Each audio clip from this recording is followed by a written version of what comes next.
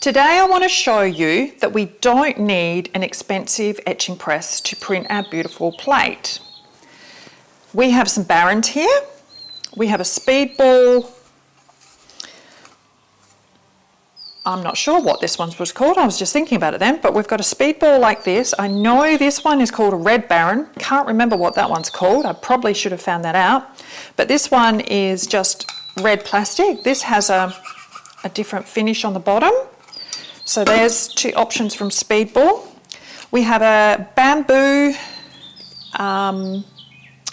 or is it a banana skin? Anyway, it's a natural fibre on here, and these are very inexpensive and very good.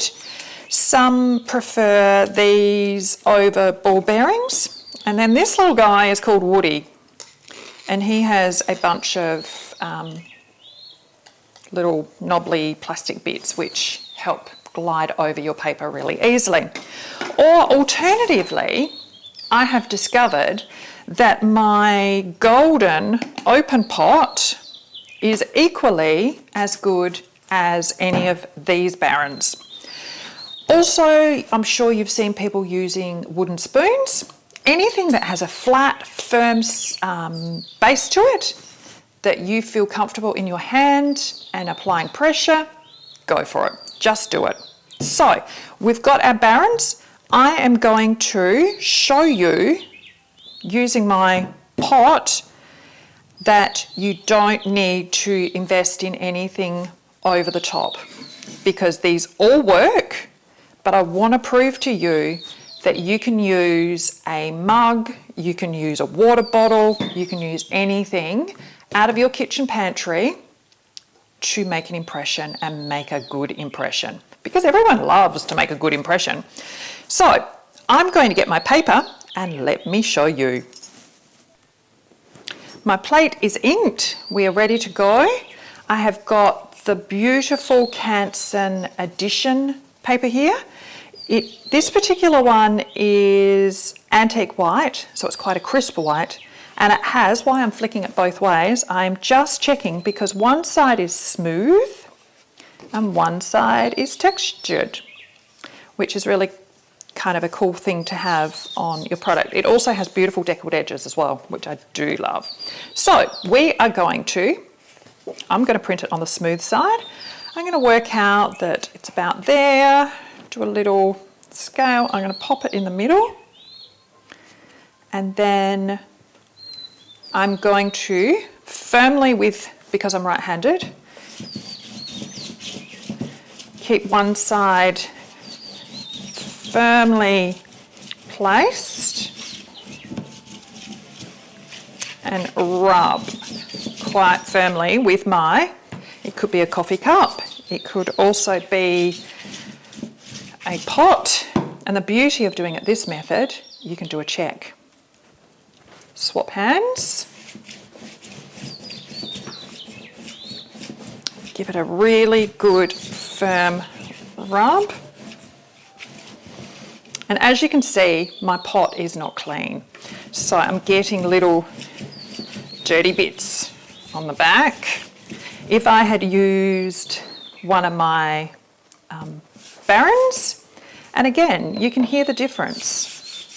It is really very smooth in its sound and not hard.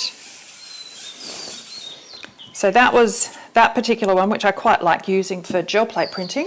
If we use the red baren, it has a different feel.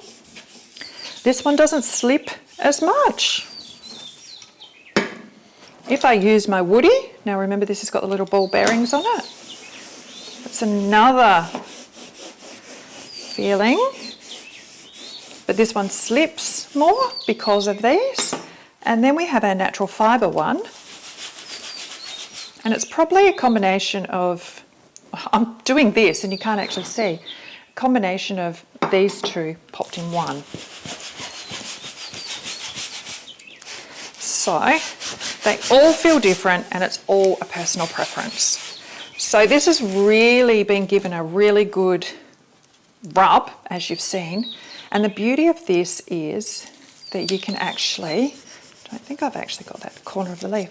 The beauty of this is you can actually see and reveal.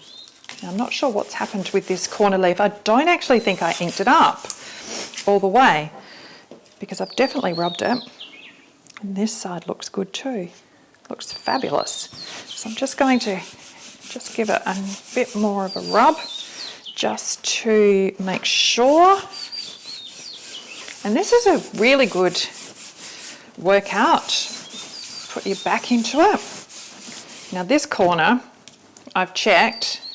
Can you see that? It's lighter. I think I completely missed that in the inking. Anyway, let's do the reveal. Just going to do the bottom one down here too, because I will tell you, oh, that must have been dirty. I'm going to tell you a secret. I didn't actually check my block to make sure that it was evenly covered with ink across. So this little corner here, I haven't actually inked up properly. So let's zoom in and you can see my bad inking technique. See, I was showing you that. That was all part of the teaching process. That if you don't ink up, can I zoom in on that and get that in focus? If you don't ink your plate properly, you're going to get tonal effects. What a good teaching tip there, Sal. So out of all that, we have a beautiful print and we have printed it with any one of these barens that you can buy online, or a pot or a coffee cup.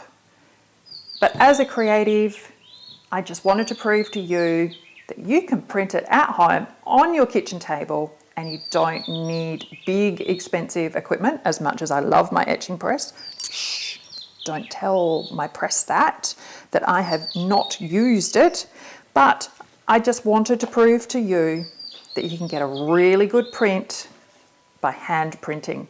So go forth, you now know how to ink, you now know how to print with a baren of some description. I cannot wait to see how your print turns out. So good luck, go forth creatives and conquer the world one print at a time.